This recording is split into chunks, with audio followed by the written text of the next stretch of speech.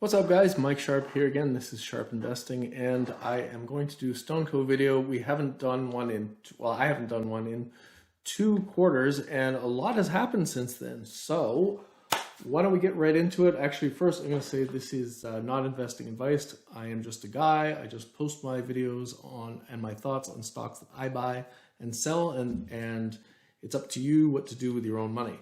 All right.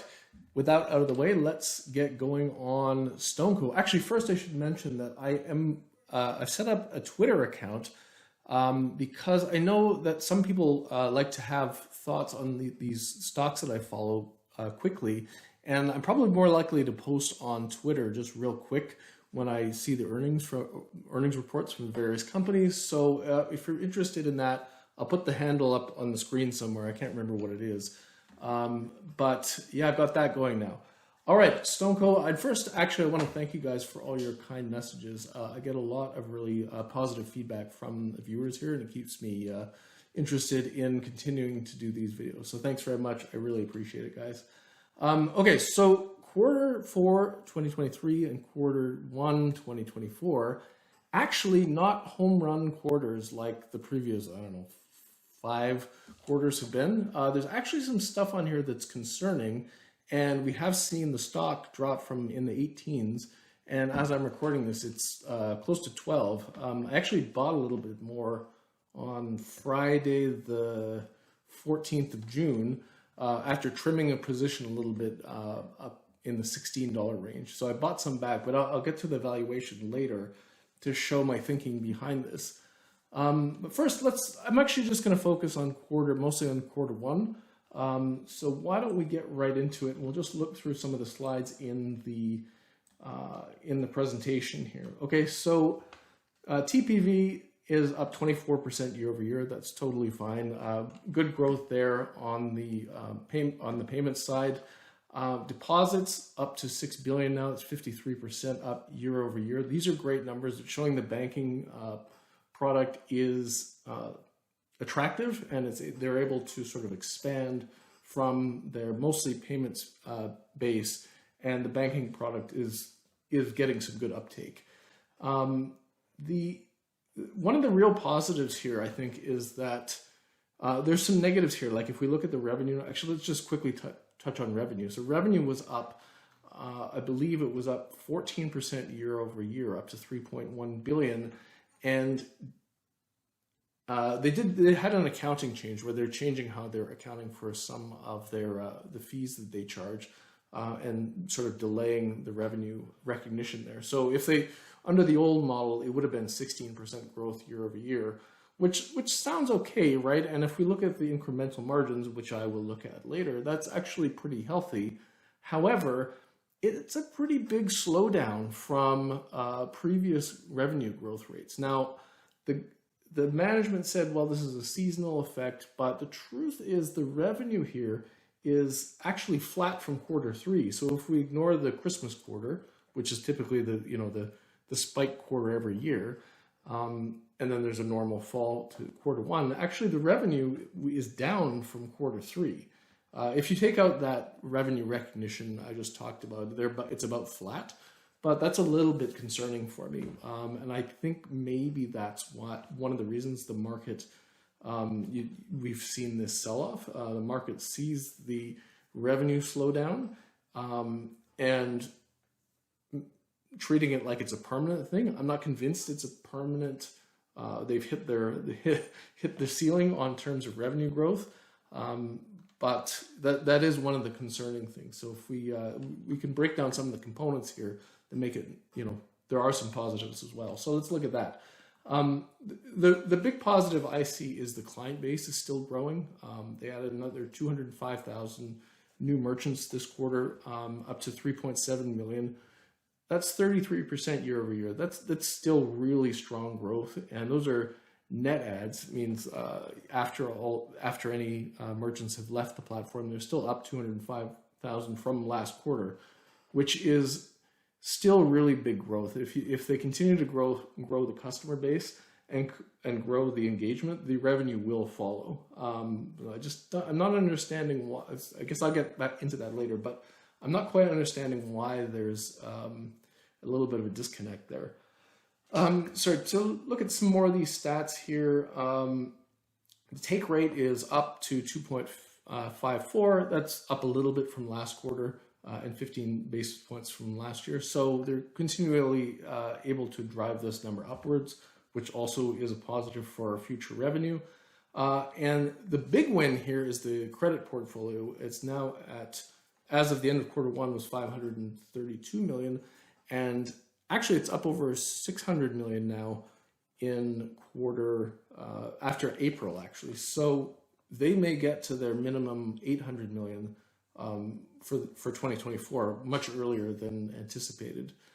They did talk about that in the call. Some analysts are asking, well, you're going to raise your targets, and they said it's a little bit early for that. But it was a little, the way they answered the question, it was a little bit implied that, yeah, it's looking good. You know, we'll probably raise it later in the year if it keeps up like this. That's my interpretation. They didn't say that. That was like, that's kind of what I heard reading between the lines.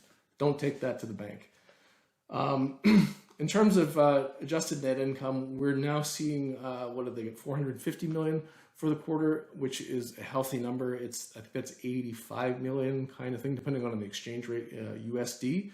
And I believe that's 30 cents a share, right? So if you just annualize that, that income per share, you got about $1.20. It's trading about $12 now. So you can see it's trading at about 10 times the annualized first quarter earnings. And keep in mind, the first quarter is usually the low quarter of the year. So, you know, there could be some value there. Looking to the next slide, you know, we did talk about the revenue. I talked about the revenue concern. Like, this slide makes it look not as bad, but if we had the quarter three in there, it would look a little bit more concerning.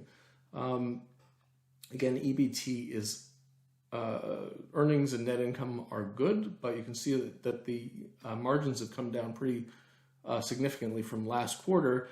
And considering the revenue wasn't down that much, that is showing us that there's a cost issue that we'll touch on later on. If we look at, I'm going to skip the TPV and the take rate slide. If we go to banking now, okay, so banking is a positive, right? So they're really trying to drive engagement here, which means, you know, getting customers on more than one product, you know, payments customers over to banking and credit products. And I think, you know, this slide here does show that they're actually, looks like they're achieving that. The client deposits are down a little bit from last quarter, but again, I think that's legitimately seasonal. Because if we looked at quarter three, it would be quite a bit down from 6 billion. In terms of the active clients, we're up almost 300,000 on banking, which means since we've got 200,000 in new clients and 300,000 banking clients, it's showing that the engagement's actually growing. They're actually getting more customers on, and they're not just selling the banking to the new customers. It's actually existing customers that are starting to use this product. So where's my calculation here for credit? Let's talk about credit. So this is if we have revenue on the payment side, so that the payment slowdown seems like it's definitely happening. We don't know how slow the growth is going to get, but on the other side is we're having this real quick expansion in the credit portfolio. We've been talking about credit for, I think, however long I've been doing these videos. This is the next sort of leg for the company, and it's really started to catch now. The NPLs, they mentioned this, that's the non-performing loans. These numbers are quite low. They're actually expensing 20% of the loans as loan loss contingencies.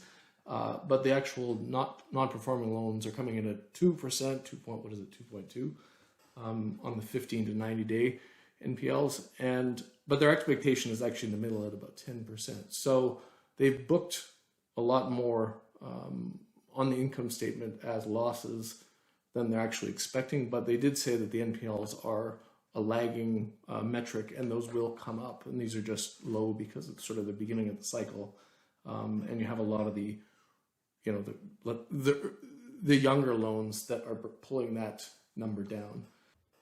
All right, so I want to talk about some of the negatives here. I have some things that I'm concerned about, some of the more qualitative things here that I'm concerned about. One of them is the management's communication with us.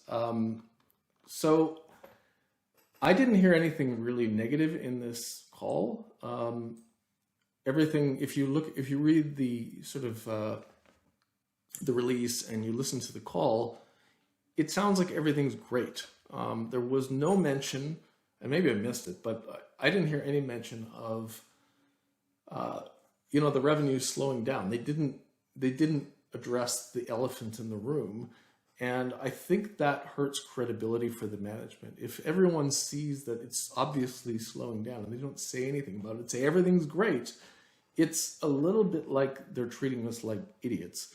And it makes me concerned that they're not bringing up other issues that we might not be able to see, right? Because if they're just saying everything's fine, nothing to see here, you're going, okay, but there's obviously a problem, or at least address it and give us a reason and an explanation, but they haven't even done that. So I do, this is a little bit of a strike against them from my perspective. I remember Tiago was, if they had a bad quarter, something happened in the quarter, that he would lead with that, right? Like, this is a problem, we've got to be better, right? And I really like that in management. Personally, I've worked with managers who just tell you these like rosy stories all the time, and it drives me insane. Like, you got to be real with me and not treat me like an idiot. So I'm gonna keep an eye on that. Maybe they're gonna watch this. Pedro, you gotta be straight with us, because we're not idiots. So, and I apologize if that's wrong, but man, this is a red flag for me. The other bad thing that happened here, this is actually in Q4, is Andre Street is now off the board. He's not up for re-election on the board. He's given up his board seat. And if you don't know Andre Street, he is the co-founder of the business, and I consider to be the brains behind the operation. So now he's, I don't actually know what to read into this, right? It could be a negative. It could be like, okay, I give up. There's nothing else we can do. I'm just going to leave the business. It could be some other negative reason, or it could be neutral. It could mean nothing, right? I think there's a very small chance that it's a positive. Maybe he's so confident in Pedro's inner that Andre is happy to say, you know what, you got this. You're smarter than me. You take it from here, right? That's the sort of best case scenario, but the problem is we don't know why. We can't figure out why. He is still a major shareholder, and he's still able to, I believe, appoint the board chair. I can't remember that off the top of my head, and I apologize, but he's still involved in a way, but I think that's a little bit concerning. I'd just rather have him, sort of in the mix, if I'm honest. Circling back to the management transparency, one of the things I don't like here is that they keep touting this, we're managing costs, and this is going to be we're going to have this big operating leverage and cost control. That's us. We're going to manage costs. So first of all, if I'm being a bit of a dick here, anybody who's run a business, cost control is kind of the easiest thing you could do, right? Actually running the business, managing the staff, finding the right people, dealing with the competition. Those are way more difficult than cost cutting. So the fact that they're touting this is like, that's not I'm not impressed, right? And the second problem with this is if we look at the cost structure, they're only talking about one of these items, the administrative expenses. And if we look at this cost structure, you can see here, administrative expenses last quarter were $232 million for the quarter, which was down 16% quarter over quarter and almost 12% year over year. But if you look at the total cost there, that's about 10% of the overall cost of this business. So they're saying we're managing costs, but it's only 10% of the whole thing. And if we look elsewhere, cost of services, which is a way bigger portion of this, right? This is actually them delivering the revenue. That's up 12% year over year, so almost in line with revenue, which is concerning. Quarter over quarter, it looks better. And then you have selling expenses, which are up 36% year over year and 17% quarter over quarter. And they actually got grilled. And sorry, just to go back for a second, that line item is 2.5 times as big as the administration expenses that they're supposedly managing really well. And they did get grilled on this by one of the analysts, which I appreciated. He said, "Well, you have this huge increase in selling expenses, and the revenue hasn't gone up that much. Like that doesn't look like a very good investment." And I personally wasn't satisfied with the answer. It was basically, "Don't worry, they're not going to go up from here. That's sort of the top. We invested in this, sponsoring this TV show. That's the top." But I mean, like I'm not satisfied yet. I'm going to keep an eye on this stuff as going forward. So concerning, right? Again, like the talk, the management talk is a little bit out of step with the reality of what we're looking at here. So financial expenses, those are down year over year, 2% and 5% quarter over quarter. And that's as a percentage of revenue, that's actually down quite a bit. Because they do have to source funding for their prepayments, and so there's a cost of funding here. But I don't think this is necessarily a result of management effort. I think I've been talking about this for over a year. As the Brazilian interest rate comes down, the Selic rate comes down, the cost of funding comes down, and that automatically pulls this line item down, right? And so Brazilian interest rates have been falling for, I want to say 9 months now. And that's why we can see the downwards trend there. And so that was predictable. You can look back at the old videos. It's not really anything special for me, but it was predictable. If the cost of funding goes down, this item will come down. So pretty concerning. I'm going to keep an eye on this stuff, and for me, it's not a reason to sell yet. But I have to be honest with myself. I'm like these are some serious red flags for me.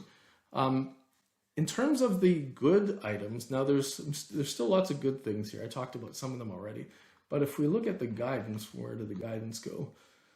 Okay, so the guidance here is they've maintained their guidance, and I actually believe that they're still going to be able to hit this. One of the big advantages to this company is they don't have a huge amount of cost to grow some of these products, and so they have extremely high incremental margins. And by incremental margins, I don't mean it is kind of like operating leverage, but it's one additional dollar or reais of revenue turns into X amount of profit, right? It's not, if you look at operating leverage, they usually calculate it over the whole pile. So it's like, what is the next dollar of revenue worth in terms of net income? And if we look at, let's just use a few quarters here. I'll do a screenshot. The incremental margin for the last 3 quarters has been 52% year over year, 66% in quarter 4, and then 57% last year. So if basically you don't actually need a huge revenue growth rate to impact the bottom line really in a big way, right? You can get 10%, 15% revenue growth, but if 50% or more of that is dropping to the bottom line, you can still see a very quick run up in earnings per share. And I think that's one of the advantages here. These are the kind of companies that I like. I love companies with big incremental margins and growth prospects, because I think that's a fantastic combination. So go back to the guidance. The key one here, basically for me, is as long as they keep this 4.3 billion adjusted net income minimum target. Remember, these are minimum; these are floor numbers that the management is assessed on, right? I think that their bonus structure is built on these numbers, right? Which is good. That's good for us. So this is one of the good things. the goals for the shareholders are tied in with the goals of managements. We're aligned with them. As long as they keep that 4.3 billion adjusted net income goal, and they think it's realistic, this stock looks really attractively priced to me. Well, basically at the current rate. So I'll do some calculations here. So let's look at the credit side of it, because that is the real growth engine here going forward, right? They're turning into, like I've said it, I think I've said it in the past, that they're eventually going to turn into a bank, I think, because payments has sort of has a ceiling on it, right? There's a natural limit to it, without having some amazing product where you can pull from your competitors. I think it's still pretty commoditized, right? Once you're in with the payments provider, you're probably stuck with them. So I think there's a ceiling on that stuff, but the banking products and credit products that they're available, that they're able to create, are really where the upside is going to come from here. Not to say payments does still have a lot of upside to it, but has a lot of upside available. But I think the credit's the one to look at now. So that said, their goal in 2027 is 5.5 billion as a portfolio.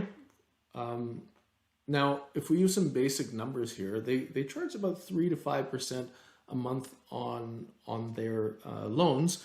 So you can do the basic math, 36 to what's that, 60% a year in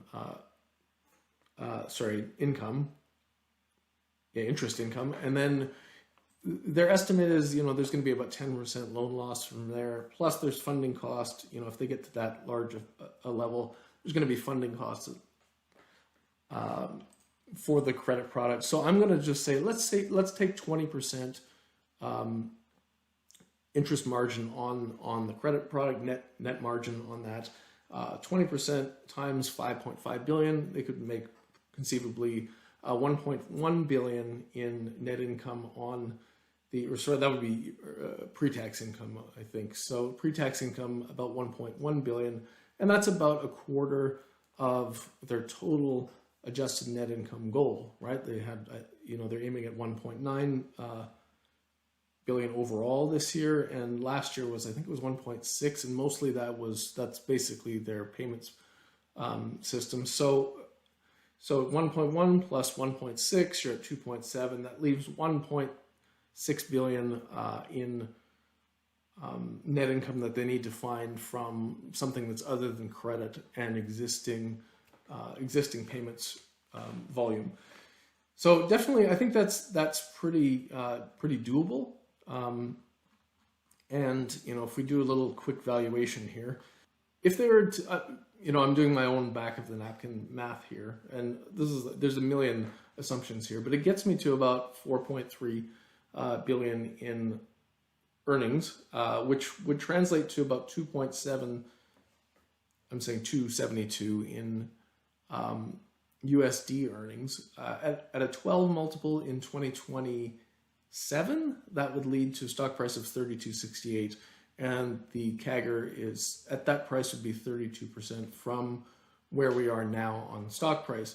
Now, if we take a downside estimate here, let's say they only get to 2.9 billion in net income in 2027, that would put EPS at about 1.81, leading to a stock price of 21.73. Again, that's still an 18% CAGR over the next 3.5 years. So still a pretty good return.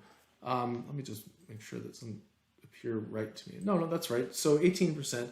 Now, if we take an upside number, let's say you actually get an earnings multiple that's healthier, like 20.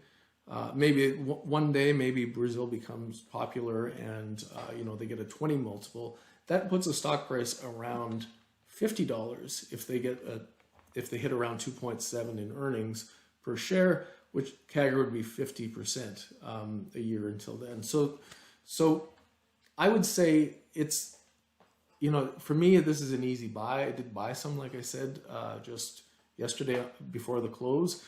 And, I think it's unless we see some real red flags here, I think I'm going to just, buy the dips basically on this stock. But again, I'm going to remind you, this is not investment advice. My situation is not like yours. And for me, the bottom line, let's go back to the problems that I've looked at. You know, the soft problem, you know, qualitative problems on the management side. I'm a real believer in giving management, new management 2 years to sort of mold companies in their own image. So I am going to give Pedro Zinner, you know, the benefit of the doubt here. Maybe this is just an odd quarter, and it was just, you know, the problems I'm pointing out are just innocent mistakes, and I'm misunderstanding something. So let's give Pedro the benefit of the doubt. I'm going to do that and give him about 2 to 2.5 years to show his stuff with StoneCo, which puts me at about mid 2025. And so my plan is to hold at least until then, unless I see something extremely problematic, right? Like if credit blows up again, that would be a major problem. If they did start getting their payments revenue eaten by a competitor, that's not happening yet. I think they're still taking market share. They're still gaining. You're still adding a lot of customers every quarter. So as long as I don't see any real problems there, I'm going to give Pedro at least the first 2.5 years.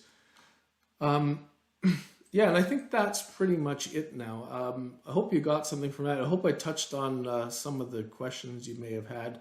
But the market was not happy with this. The market was not happy with the Q1 results, and I think I may have touched on why. Primarily the revenue slowdown. So let's keep an eye on that. I'll do another video after Q2, and you know, I do think if the growth rates renormalize and we see another uptick in earnings due to these, you know, maybe even modest revenue growth, but on the big incremental margins, we could see the stock react pretty strongly. Alternatively, if it gets worse, you know, this could go to 5. So hopefully I didn't ruin your day, but that's my assessment on Stone at the moment, and I hope you enjoyed that, and I will see you in the next video. Thanks.